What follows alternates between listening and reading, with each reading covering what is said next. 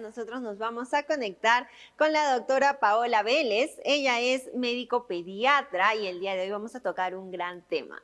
Doctora, ¿cómo está? Buenos días, bienvenida a Hola Besi. Hola, ¿qué tal? Buenos días. Siempre es un gusto poder participar en estos espacios. Claro que sí, muchas gracias doctora por su tiempo. Doctora, el día de hoy vamos a tocar el tema de las enfermedades raras y huérfanas, ¿verdad? Así es. Pues bueno, el día de hoy vamos a conversar un poquito un tema que en la parte médica pues no hay mucha información porque son enfermedades poco frecuentes, más que raras o más que huérfanas, el término ideal debería ser poco frecuentes. Son enfermedades que se caracterizan porque no es tan frecuente, valga la redundancia, verlas en la consulta médica. Sin embargo, sumadas todas ellas, tenemos aproximadamente 350 millones de pacientes en el mundo que padecen este tipo de enfermedad. ¿Alrededor de cuántas enfermedades raras o huérfanas se encuentran en la lista? Bueno, en el mundo tenemos descritas aproximadamente 7.000 enfermedades raras, unas más raras que otras, pero en realidad que si las sumamos, pues como les había mencionado anteriormente, cumplen o abarcan un grupo importante de pacientes. Cada día aparecen más enfermedades que fueron tal vez descritas como otro síndrome o que no tenían nombre o eran conocidas como enfermedades no catalogadas. Entonces, la lista de 7.000 cada vez aumenta más. Alrededor de 7.000 entonces. ¿Y cómo es que se considera una enfermedad rara o huérfana? Bueno, una enfermedad se define como rara porque su frecuencia es muy baja. Entonces, hablamos de frecuencias bajas cuando se presenta en 1 por cada 2.000 habitantes. Entonces, tenemos otras enfermedades más frecuentes, ¿no? Escuchamos de hipertensión arterial, hablamos de diabetes mellitus, hablamos de insuficiencia renal, posiblemente de pacientes con osteoporosis, pero hablar de otras enfermedades que están dentro de este grupo de raras, pues casi no las escuchamos. Y en realidad es porque el porcentaje o la incidencia en la población es muy baja. Junto con raro, pues el término es huérfano. ¿Y huérfano por qué? Porque hay poca investigación, se invierte poco en términos de salud pública en este tipo de pacientes, entonces son enfermedades o son pacientes que pues están realmente abandonados o no muy bien amparados dentro de los sistemas de salud, tanto desde el punto de vista diagnóstico, farmacológico y también en la parte de investigación. Muy bien. Entonces, hasta acá estamos entendiendo un poco y también quisiéramos saber, este tipo de enfermedades rara o huérfanas pueden tener un tratamiento o no siempre tienen un tratamiento específico.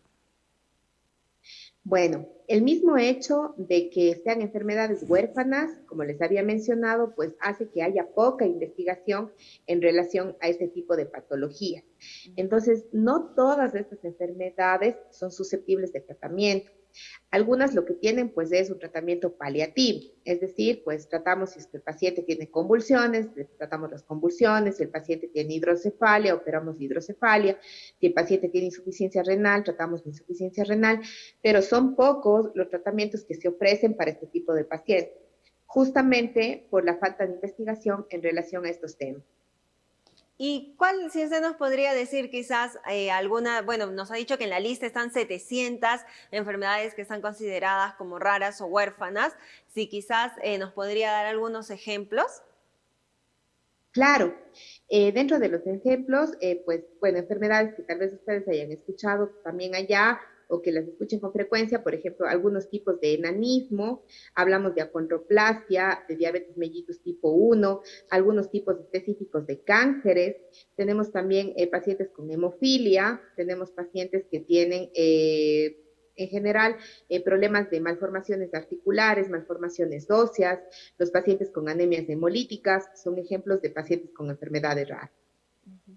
Muy bien, entonces ahí más o menos. Ahora, otra pregunta que se pueden realizar también las personas sería, ¿quién es la persona o el especialista que nos podría dar este diagnóstico? Bueno, casi el 80% de las enfermedades raras o enfermedades poco frecuentes se diagnostican en infancia. Son los niños menores de 5 años a quienes se diagnostica con mucha más frecuencia este tipo de patología. Entonces, pues, ¿quién es o quién va de la mano para el abordaje inicial de este tipo de problemas? Es el médico familiar y el pediatra. El 80% de las enfermedades poco frecuentes tienen un contexto genético. Por lo tanto, el genetista pues es uno de nuestros aliados indispensables en el diagnóstico de estas enfermedades. Y otra pregunta también, doctora, pues hoy en día, y con esto del COVID también, hemos visto que las personas han estado solicitando bastante las vacunas contra el COVID para aquellas personas que tienen enfermedades raras y huérfanas. ¿No hay ninguna contraindicación para que las personas puedan tener quizás también esta seguridad de acudir a vacunarse en el caso que tengan este tipo de diagnóstico?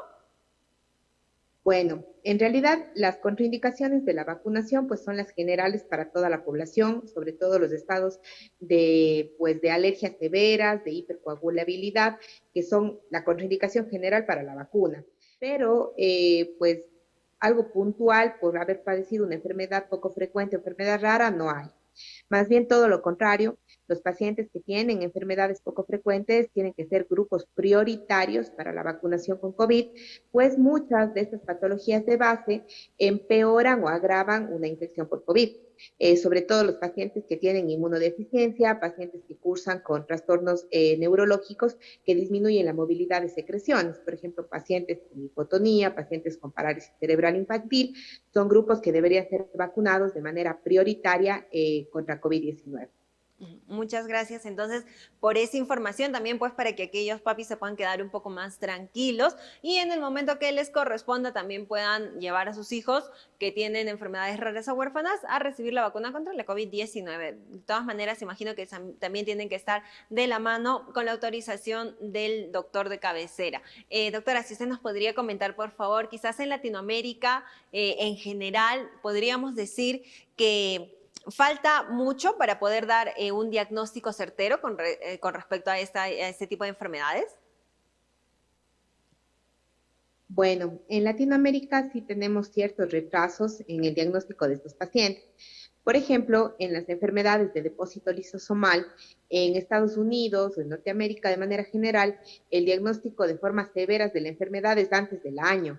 Sin embargo, en nuestros países, sobre todo en la parte de América del Sur, pues sí tenemos retrasos, puede demorar el diagnóstico en 3, 5, hasta 10 años, a ver qué es lo que tienen estos pacientes. Y el promedio de especialistas que pues valoran estos pacientes antes de llegar a un diagnóstico certero está entre 4 o 5 especialistas. Entonces, van al médico familiar, van al médico general, al pediatra, al genetista, ortopedista, cardiólogo, y cada uno lo valora por un órgano diferente. La idea es crear redes interconectadas entre los países en el que podamos darnos soporte cuando pues manejamos más o menos una enfermedad poco frecuente. La idea en América Latina, pues, es, como les decía, crear estas redes interdisciplinarias en la que profesionales que tengamos algo de experiencia en el manejo de estas patologías podamos dar soporte a otros colegas. Y pues acá en Ecuador tenemos un grupo puntual de médicos que manejamos este tipo de enfermedades y realmente nos apoyamos con otros colegas de otros países, Estados Unidos, de Italia, de Francia, en la que muchas veces por el acceso a las pruebas diagnósticas se nos hace difícil pues llegar a un diagnóstico certero, entonces buscamos apoyo en otros lugares. Muchas gracias entonces, doctora, por la entrevista del día de hoy. Quizás alguna recomendación que a usted le gustaría dejar también para todos los televidentes. Claro que sí. Bueno, en el caso puntual de mi área, que es la pediatría, pues decirles a los papás que cuando vean algo diferente en su niño, algo que ustedes, con su experiencia de papás y sobre todo si son ustedes quienes le conocen más a su pequeño y tengan alguna duda, vean algo diferente comparado con otros niños, pues acudan enseguida a la consulta por pediatría. Los niños no tienen mala suerte, cuando un niño tiene muchas patologías, neumonías de repetición, aparte de eso tiene una hernia, tiene deformidades esqueléticas, tiene hidrocefalia, tiene diarreas recurrentes, tiene hernias, puede ser que ese paciente tenga una enfermedad poco frecuente.